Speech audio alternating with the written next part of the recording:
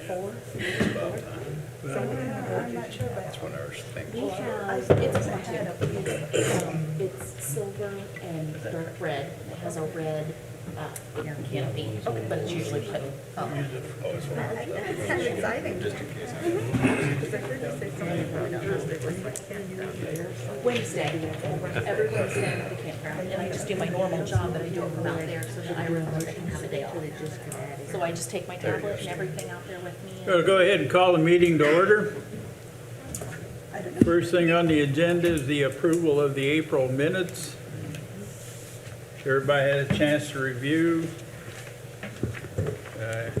If there's no corrections or additions, need a motion to accept. I move that we accept the minutes. A second? Have motion and second to approve the April minutes. All in favor say aye. Aye. Opposed? Okay. Unfinished business, progress at Kerr Park. Yeah, the crews have been working on the playground area since our last meeting. The drainage and the timbers have put around the area that County Care donated for the equipment, so that's been put in. The main playground station is probably 2/3 of the way done. I don't know if you've been past there or not, but it's starting to look monstrous in the park there, so it's coming right along. The one thing that we're running into is the engineered wood fiber that goes, for the fall protection. We get that out of Shipshawana, and we've got a load coming tomorrow to top off our other playgrounds, but there are a shortage of truck drivers right now. So we're looking at June 28th or 29th for the delivery.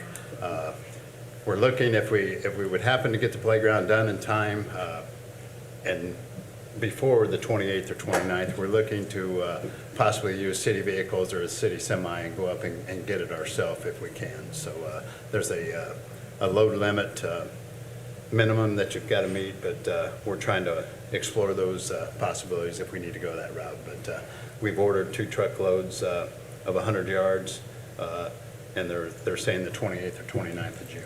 So, but it's coming along good, and Sean and the guys have just clipped right along and just keep adding pieces, and it's coming along. So. Okay, thank you. Park office and maintenance facility. Yeah, it's been a while since I gave you an update on that. We're in the process of the office and maintenance facility. We're currently in what's called a scoping period. That is when you have a developer that's going through the process, looking at the drawings that we had, trying to identify the materials of the building, not trying to get the best quality building for the best price. So that's what the scoping period is. And then once they go through that, they'll give us a guaranteed maximum price.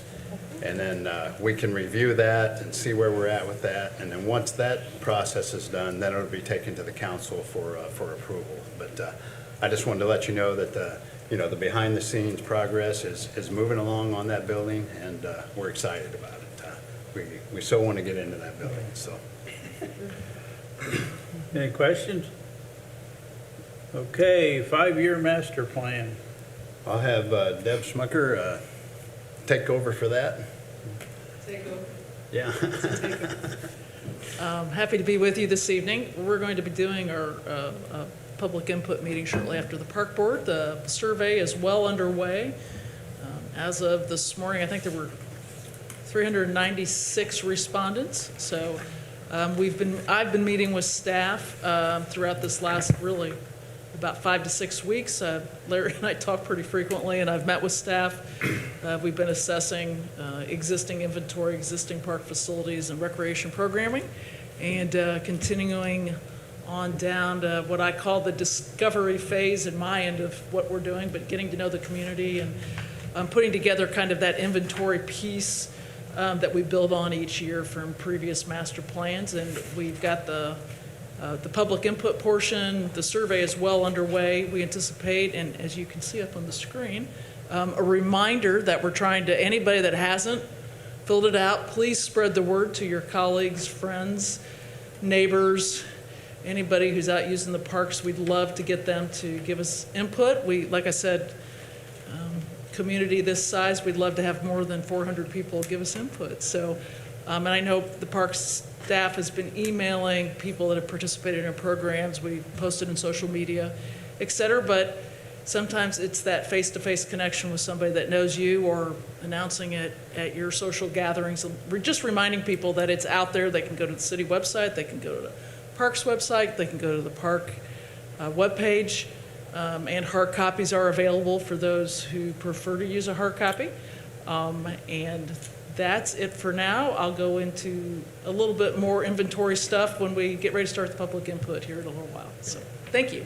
Thank you. When are you hoping to close the survey? June 1st.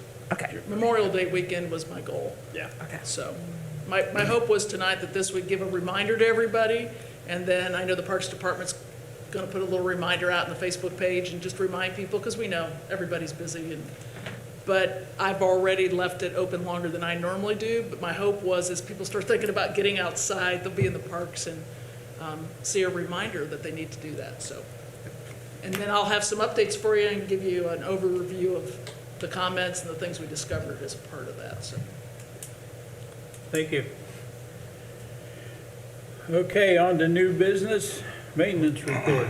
Yeah, so as Larry stated, we've been pretty busy over at Kerr Park. We have the drainage in for the small structure on the back. Actually, we're ready to start laying that out and installation of that. We've been down employees, so we've been kind of picking and choosing, trying to spread them pretty thin to get stuff done. But I think we're still moving along pretty well. Beyond that, we planted all of the downtown flower beds last week. Planted and mulched all of them. There's 82 beds total downtown. It was over 1,000 flowers, I believe, we put in. And then we're still currently working on all of the park flower beds and mulching behind ourselves on that. We started picking up on table deliveries every Monday. We ran the beach machine a few times on the beaches. We'll start doing that more regularly, especially after Memorial Day weekend. We'll do it daily. We're planning to put the buoys and ropes in, hopefully by the end of this week, to have the swim areas designated there. And shelters are getting rented pretty frequently now too, so we're following up, cleaning up on that type of stuff as well. Good. Any questions? Who waters? We do.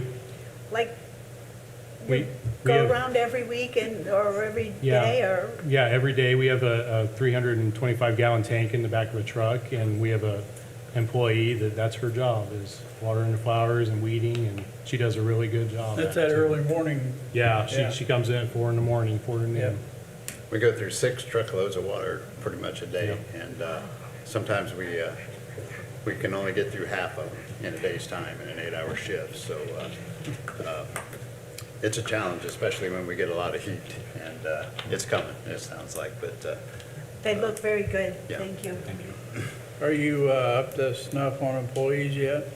So as of yesterday, we picked up several summer help seasonal Okay. guys, and that's really been a blessing, Yeah. just trying to catch up on things. Good.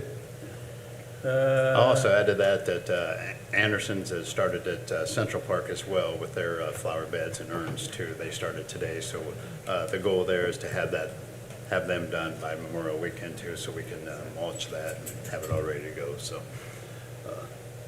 things are coming together as we get help, and we'll move along. Good. Recreation report. So last time we talked, we weren't sure what our lifeguard situation was going to be for the summer. In the meantime, I have hired lifeguards. We have several going through certification right now. As long as they get certified, we should have somewhere in the 12 ballpark. So we should be able to guard both lakes 7 days a week. If we have any that do not pass certification, we may end up having to back that down, sometimes to only one lake. We'll just do the best that we can with what certified guards we have. Other than that, my rec staff has started. I have one of them working now. The other one will come in 2 weeks, right after school is out. She's a senior right now. This Thursday night, we have Fort Wayne Ballet coming for a free performance at Glover Pavilion. So if you have nothing to do, come hang out with us, watch some ballet. I've been told that they have put together a wonderful performance and they want to get it out into the communities.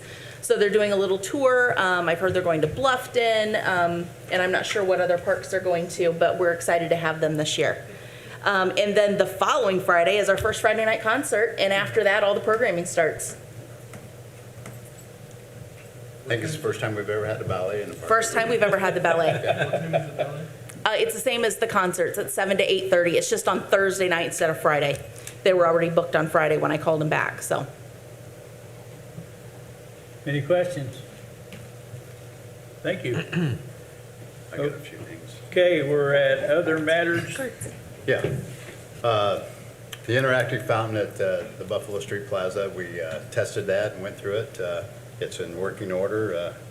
All the guys were trained on that the other day on the shut-off and the blowout and the turn-on, the timing. It's all digital. I mean, so it's a learning process for us, but we feel pretty comfortable with it. There is a ribbon cutting planned for Friday at 1 o'clock, and you're all invited. I think I gave you invitations there. Sorry for the short notice, but that's when the Castaldi family could all get together, so we jumped on that timing, and Justin set that all up. So I hope you all can come out and join us for that, dedicate that. So I don't know if you've read or not, but I applied for a grant through the KCC RBC and to do kayak kiosks at the center in Pike Lake. I was awarded $29,660 for the grant. We're in the process of ordering those through a company out of Michigan, Rent Fund. That actually goes through the Board of Works this Friday, and once that's done, we're hoping to have a turnaround for those in 90 days. The only thing that would throw a hiccup to us if they had a short supply on kayaks, but as of right now, he thinks he can deliver in the 90 days. So we're really excited about that. We'll be the first ones in Indiana to have a kayak kiosk where you can actually download an app, go to the kiosk, download the app. It unlocks, you do your information online, your payment and everything. Actually, the app then will unlock the Bluetooth lock. You pull out your kayak, your life jacket, your paddle, you go out and use it. We'll have an hourly rate and we'll have a day rate, which we'll have to set. But and then once you're done, you come back in, you put all the stuff back in the locker, and once you've locked the lock, your transaction is complete. So, and then the next person can rent it and go, and we're going to put these in locations where they'll be well lit, and we'll have cameras on them as well. So,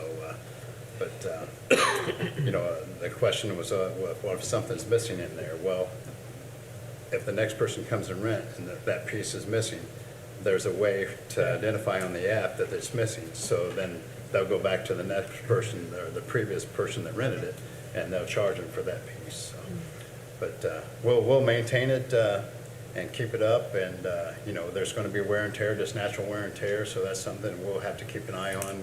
We'll do daily or weekly checks on those to make sure the equipment's all in good working order. And then you know, hopefully this works, and we'd like to expand into paddleboard kiosks and things of that. So we've got the perfect lakes for them.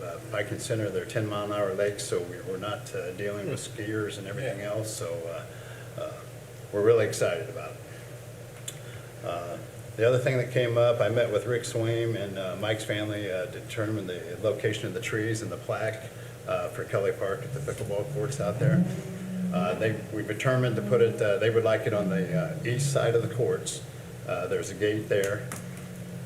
Most of them set in the shelter over there that aren't playing, and they put their racks over there, so they wanted it on the east side. So they're going to put the plaque about 3 foot from the fence, and then they want to put the redbud trees to the south of the plaque, still on the east side of the fence there. So I met with them yesterday at 5:15, and we went over it, and they're going to install the plaque and the trees themselves. So that's all in working order. So hopefully that'll be done pretty soon. So that's all I've got, Steve. Good. People in the community are talking about the kayaks. They're excited about it because it is something that has caught a lot of people's attention. We, I don't know if I've told the park board this, but we, Sheila and I first saw it online, and Toledo Metro Parks were the first, it was kind of like the pilot for this. And in 1 year, they did $20,000 plus worth of revenue just in their pilot program. So the company that we're using has actually got the contract for all the state parks in Ohio this year too. So they're going to do the state parks in Ohio as well. So it's a growing thing, and I think it's a good thing, and I'm excited that we're on the forefront of it. Yeah. So. Larry, is there any concern or thought about the parking at Fribley Field once the apartments open up? I mean, it's pretty limited now along the street. It is limited, and it's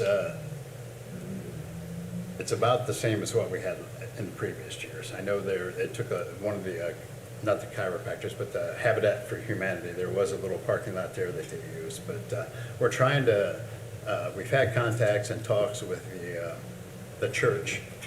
That property to the south or to the east of the field is actually a church property, and they allow us to park there during games and stuff. So we're looking at, seeing if they're interested in letting us acquire that, but also talking with them to see if we can actually have parking over there as well. I don't know So, yeah. if once the apartments open up, if there's going to be a tendency for the occupants to park there versus their Out on the parking area. street, yeah. I don't think so much, because I think those will be mainly in the front of the apartments. They're off of Center Street. Okay. So, I mean, it may, there may be some family that park there and go visit or whatever. But We'll just have to play it by ear and see how it Okay. works. Yeah. But, yeah, that's definitely on our radar. Okay. Yeah. Okay, thank you. You guys have anything? Oh, okay.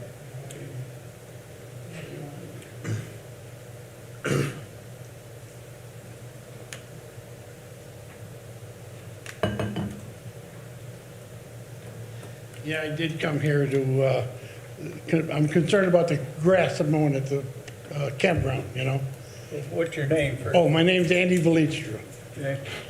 and the grass has been a real problem there, for the last 2 years. And it seems like it gets mowed about every 3 weeks. And it was long this weekend, 10 inch, and we had 10 inches of grass in our yard, And it's a good campground. I mean, I'm not a camper, but I've been there for 5 years and I love it. I couldn't ask for better. The people are good, everything's good, but I'm handicapped and it's hard for me to get through that. I'm afraid of falling, Yeah. So, but that's a concern of mine. Just recently, that's partly my fault, but we've been limited on staff, and we've had some bigger priorities going on. Last week, towards the end of the week, I noticed it was long Friday afternoon. Like I said, we have between people calling in sick. We have an employee that had surgery that's out. We didn't have our summer seasonal help yet, so we got right on it yesterday morning. I was expecting 2 summer seasonals to come last week, and they ended up not coming until Monday. So that's partly my fault. I apologize for that, but definitely the rest of the season, it should be getting done once a week. Our Appreciate policy it. has always been to do it once a week. Yeah. I mean, Appreciate it. no matter what. But I appreciate and it. if that's not being done, just call my office and let me I know. will. I mean, I but, appreciate it. Or come back and see us. Yep, or come back and see us. Thank you, sir. On that same note, I've got a thank you right here, another thank you that we got from a camper there. It said, Ira, thank you for encouraging us to drive the extra miles to stay at the Pike Lake Campground. We are exhausted, but kept on going. We landed in a beautiful place. Thank you to Warsaw Parks and Recreation for maintaining such a scenic place right in the heart of the city. We loved our stay, Bob and Mary Sue Briggs, and Maggie the dog. So we'll pass that on. So, Okay, is that it for, yeah. okay, now we're back on the 5-year. Yeah, I think we can adjourn and then go right into the public okay. meeting. Yeah. We need a motion to adjourn. So moved. Second? Second? Motion to adjourn and the second. All in favor, say aye. Aye. Opposed? Okay. Now we go. Yeah, this will start the public input meeting for our 5-year master plan, and I'll just That's fine. I have a question for Heather. I know that when they're on Facebook, they can see the whole group. Yes. But what I needed to see was. They can, They can. yes, they see the one that's behind us. Yep. So they can zoom in and they can see the one that's behind us. They will have to physically be able to zoom, but I can't change their view. No, that's what I'm asking. If I'm on Facebook, I tried to zoom in and I can't didn't see work. the screen. That was why I was asking. Yeah. Okay. Well, that's good to know. So we can do a recap. We'll get to our next meeting. For those of you that are sitting out in the audience, if you would be so kind, I know some of you are here from the press, et cetera. There's a sign-in sheet back here. And if you would just do me the courtesy of just putting your name down, I promise I won't show up your doorstep.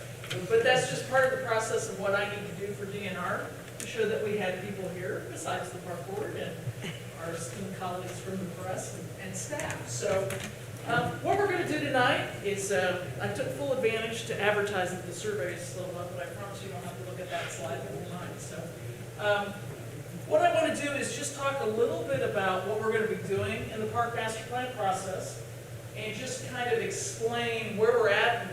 So we've already started, and there's what we call an inventory phase.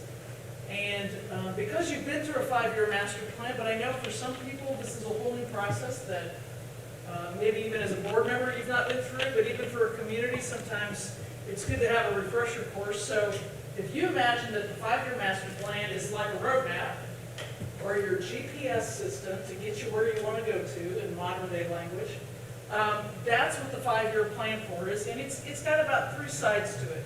It's got what I call like a discovery side, which is like all the inventory and all the facts and all the data and all the general information. And then there's kind of what I call the creative side, where we start putting all those things together and synthesizing all that information.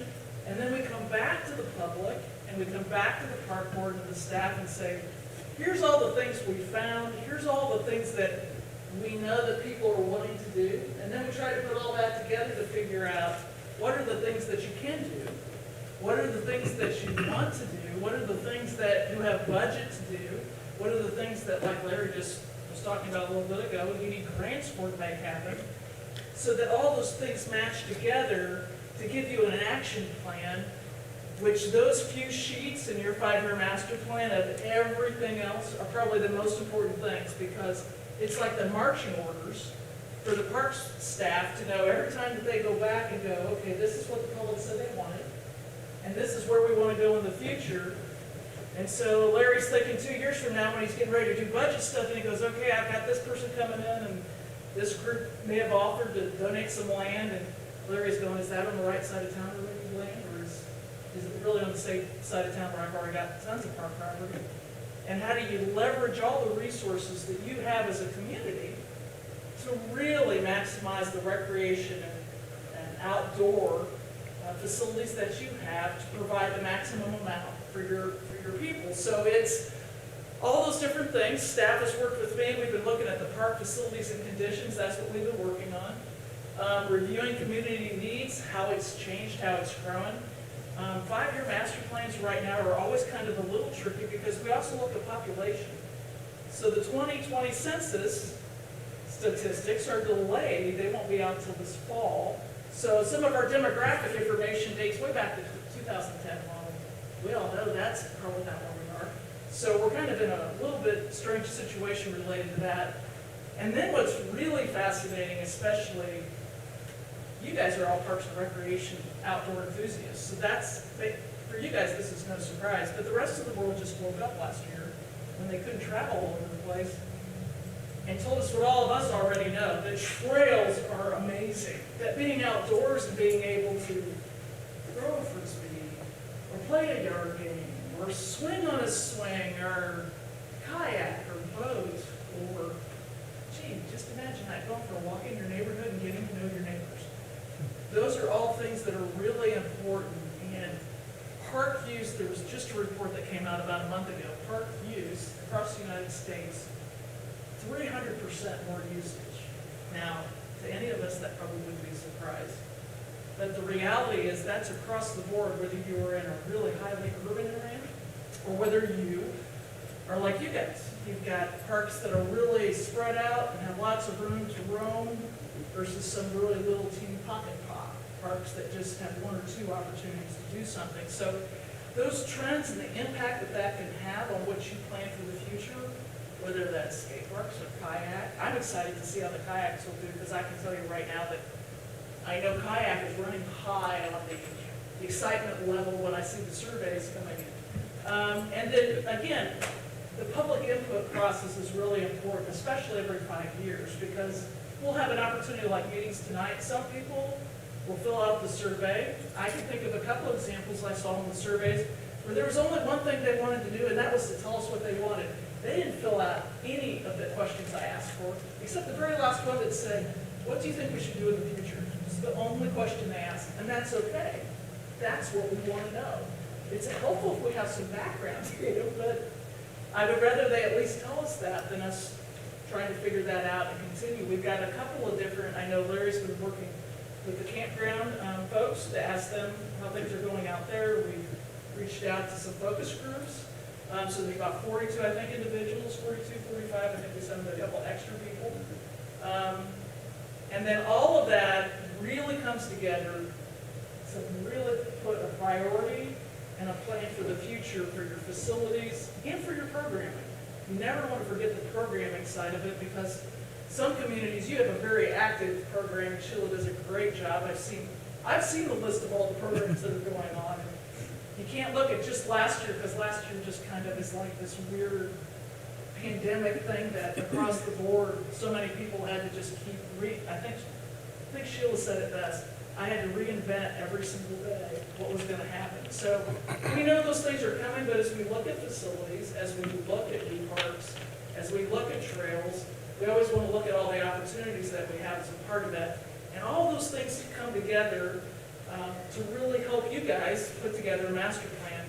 And probably the most important thing from Larry's perspective is always the ability to know that what you guys are focused on is providing what the community needs and wants, but also being able to leverage that planning and that input to go after donations and sponsorships or grants, and all the different things at a different level, and a lot of even the private donations, and I know Larry and I talked about this. They didn't used to, I've been doing this for a long time, they didn't used to want to see a public input, they didn't really care, but they knew one or two people and off to the races they went. Now they want to see your 5-year master plan and know that it's all, they wouldn't call it a master plan, the business world would call it a strategic plan. And it's becoming, I do them for communities that aren't even going after federal and government. They're doing it because they have really leveraged sponsorships and donations from private entities and private endowments. So that's one of the exciting things. So the public input process, and I alluded to this a little bit ago, but just so that those who might be watching on Facebook or watching this later know, it's an opportunity to come to a park board meeting as part of a public input. It's also an opportunity to come to a public input meeting like we're doing tonight.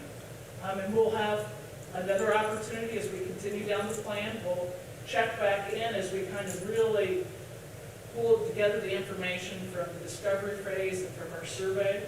And we'll ask for the public's input in that, probably at a park board meeting, because that's one of the easier ways to do that.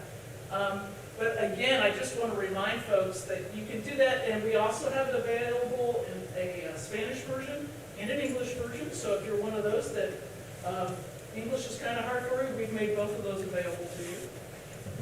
From a bigger picture perspective, the state will do the same thing that we're doing now. So the state just did their master plan for the entire state, and it came out last year. And then the county, so we'll look at things from a county level, and I've shown Wayne Township there just for people's reference.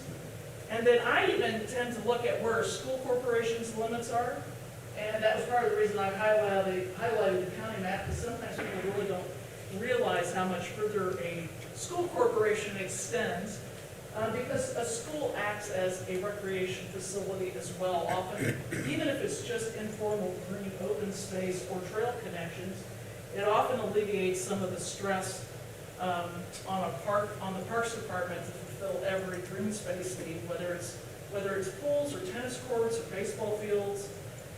There's a lot of shared resources that happen there. So that's one of the other things that we'll do. And it is also one of the ways that we'll get some updated demographics, because we can pull those from the school corporation. And that, sometimes the school corporation has more information about kids and families than even the demographic does, just because of the things they have to do to report to the state. And then, of course, you have the city limits. And I work in a lot of communities where there's overlap, and Warsaw would be no different, where you are probably the main recreation provider for people not only within your community, but obviously Wynonna Lake. You take the next step out, Wayne Township, and even really outside of that as you hit the more rural areas within the county itself. So we say all that, and most people don't realize what their city limits are unless they're involved in the political or governmental side of things and where zoning may be impacted, et cetera. So I always like to remind people of what your city limits are. And then, especially since I know that right now we've got the public survey out there, this happens to be the park location map that is directly on the Park Recreation Program Guide. Anybody in the public can find this by pulling up the Warsaw Park and Recreation Guide on the department's website. And I bring this up because you would be amazed how many people don't know where the parks are in their own community. Big or small, they have one or two they really like, and they don't really go to the others. Or they may be a water person, or they may just go to a certain playground. So I always like to remind people where the parks are in their own community. And I know that sounds crazy, but I have found that to be true in just about every community I've ever worked. So, and then one of the things that I love, because normally I'm the one that has to do this, but you guys have already done it here. And I just want to point this out to the general public who doesn't always pull up the Park and Recreation Guide. This one actually shows you where all the different things are. So if you're looking for different kinds of playgrounds or pickleball courts, you can now cross that table and go up and find that in Kelly Park or wherever it might be. And that can come in really useful, obviously, if you're renting a shelter, but even more importantly, sometimes it just helps you to get out, especially in this day and age. My guess would be in this last year, a lot of people know more where the parks are, but in case they don't, sometimes those amenities and what they are. And I know in working with Sean and Larry, as we've looked at long-term maintenance costs and those kind of things, knowing what amenities are in the park help us plan for the future for them, for our maintenance and replacement of whether it's benches or picnic tables or re-roofing a shelter or whatever the case may be. So normally what I do at this point, when I have a lot of people in the room, is we go through these questions that are the same things I've done with the park staff, focus groups, et cetera. And it's basically, in the industry, it's called SWOT analysis. It's basically, what do you do really well? What are some areas you think you need to improve on? And where do you think are the opportunities for the future? And I just wanted to give those who are here tonight, regardless of the fact whether you're the park board member or not, just an opportunity to share those thoughts with me. And we'll do a little bit of this again if there's more general public, but since you're here, I would love to hear anything that, so the staff is already exempted because I've already shared with them and talked with them. But I would love to hear anything that you think is just something you'd love to see highlighted or something you want to make note of. And because I have the ability to have a running transcript going, you won't see me taking notes like I normally do, so I don't want you to think I'm not keeping track of everything. But is there anything that you would like to share? Or if you just want to take this and think about it, and then jot down your thoughts and send them to me later, that is fine too. So I will open the floor for any thoughts or ideas related to those questions.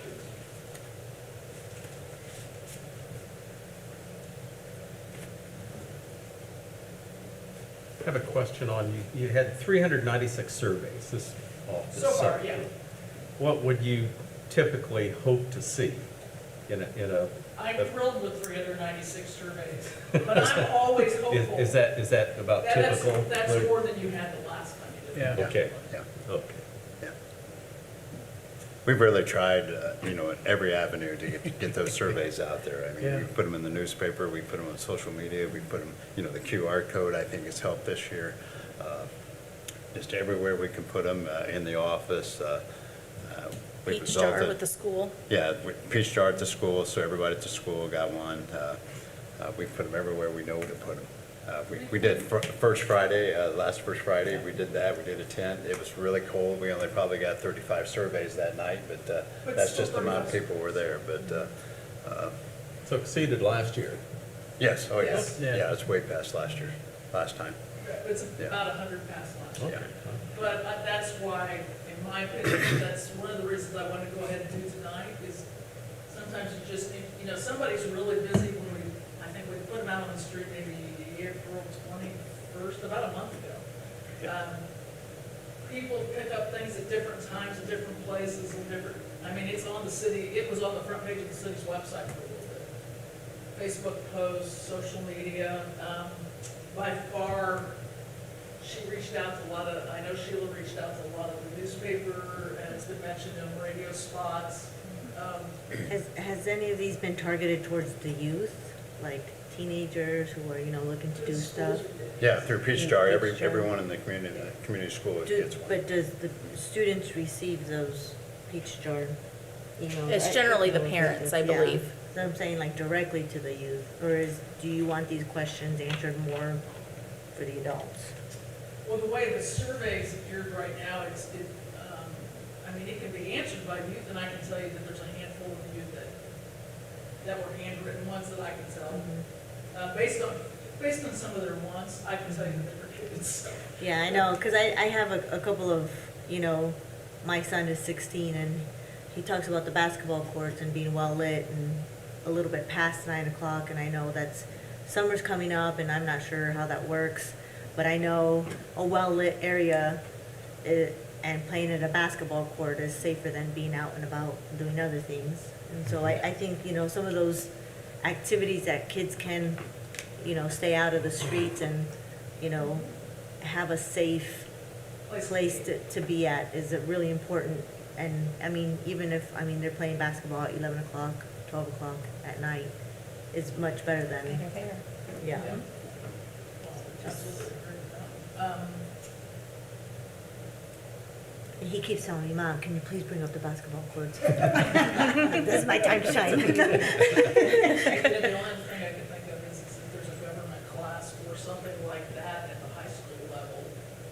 I mean, because those kids could whip out a phone and fill it out. Well, Yeah. and I work at the high school, so that's why, my other thing is like, I don't know if I can, if there's just like a email, if somebody just sends and say, hey, can you send this out to the kids to see what their interests are, or what their Are wants the kids all on it? I'm assuming. Oh, they all have, on yeah, it. yeah, Oh, they they're all have on their the personal texting. emails. But are they all on a school texting system, I would assume, to get messages from the school corp? So if we were to partner with the school and ask them to send out the text, Yeah, asking the yeah. kids Or to fill it even out. like in our, we have what we call enrichment and SRT, where we have, I have my juniors, but everybody has either their freshmen, sophomore, juniors, and seniors, and then up, they literally just scan the QR code, and then we do surveys like that too. I'm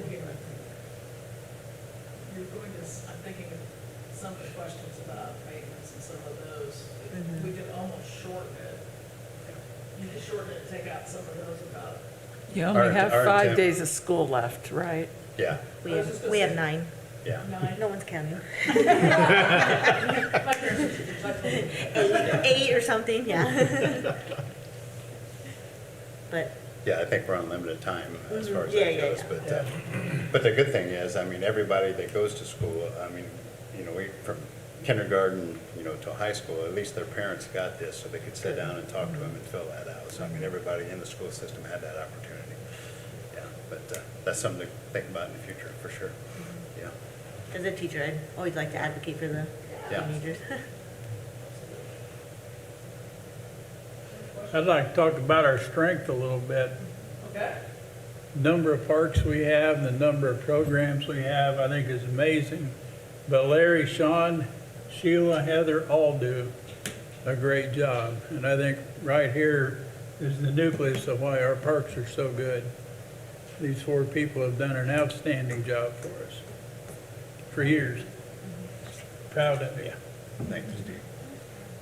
I think we have diverse parks, in lots of Yeah. different areas, and and partly because of what we have within our city, you know, like the lakes and things, that helps us to have diverse. And I think everything is so well kept up. It's all beautiful It and. feels welcoming. Yes, safe, as you said. It hasn't always been like that either. I mean, that's something that was identified, I think, probably in another strategic plan at some point in saying, maybe people don't feel safe in this park or in that area or whatever, and that administration has done something about, and I think all of our parks feel pretty safe. And the activities that are provided also are for, you know, several different socioeconomic backgrounds, and I know that's greatly appreciated when you're a stay-at-home mom and, you know, you have little ones and, well, what can we do on a Tuesday? Oh, let's go. Yeah, so I appreciated those when my kids were little. You just, it's mind-boggling to think just the flowers that have to be taken care of in downtown. And, you know, I have trouble keeping a couple geranium plants going. All these plants that, like you said, how many truckloads every day have to be watered. It's, that in itself is amazing to me. Yeah, I never dreamed that you went through that much water. Wow. Yeah, and then we try to fertilize every 10 days, so, Yeah. I mean, that's on top of it, so.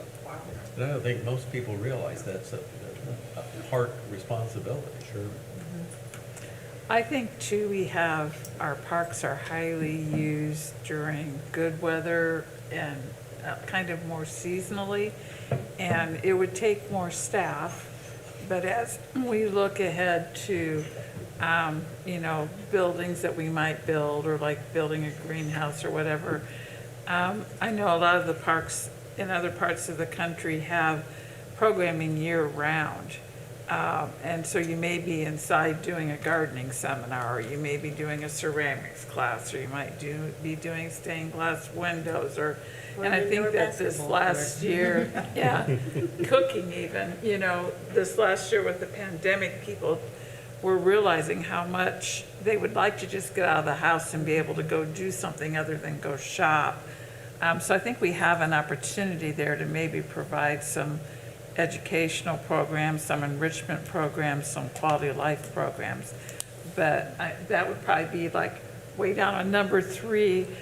But looking ahead to as we look at what kinds of facilities we want to build and what kinds of programming we want to offer, because I totally agree that our staff right now, they are overworked. They work way beyond what they can be doing. So, you know, as city council representative, I know I'm saying hire more people, but I think that is one of the things that we could look at expanding so that our parks aren't just used from April to November or whatever. And going back to like the different socioeconomic backgrounds is what people also don't realize is the lakes here is where people actually take their vacation. Like that's as far as they get to go, and so I think it's important to have them the way they are and available for everybody.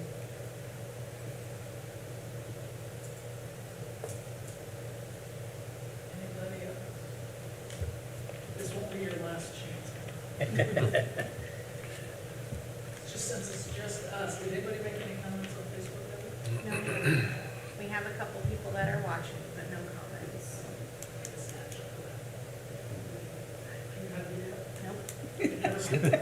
I'll do it on the video. Well, and also, they cannot hear you unless you stand at one of the microphones, just so you know, so it's very difficult for them to pick up. You can pick that one up off the podium if you'd love to That's okay, roam. I can stand here for right now. I can apologize for that. Well, if you all don't have anything else and nobody's responded, so anybody who might be watching this on a replay can feel free to make a comment on Facebook, and if you would rather send something, you can send a direct email to park staff. If you would rather not put it in Facebook, that is certainly fine as well. We welcome input no matter how it gets to us. And we will continue on. If there's anybody out there that wants to add anything for the good of the cause, we're more than welcome. We're just interested in what you guys are planning because we're doing an addition and we just want to stay abreast of, we're really, we think parks are great. So, we just wanted to see what you guys were planning, so we just know for our own interest. That's great. Anybody else? If that's all, then I thank you for sticking around and spending a little bit extra time with me this evening. We'll be back for another public input and an update to the park board. And we will, just like this meeting, we'll announce in advance when we're ready for the next public input, which may be June, maybe August, just depending on how the schedule all comes together here. So thank you again. And just a reminder to not forget to go, if you haven't filled out your survey, do that by June 1st. And want to wish you a happy Memorial Day weekend, believe it or not. That's You too. Yeah, Yeah, absolutely. thank you. Thanks, Deb. Thank you, I appreciate it.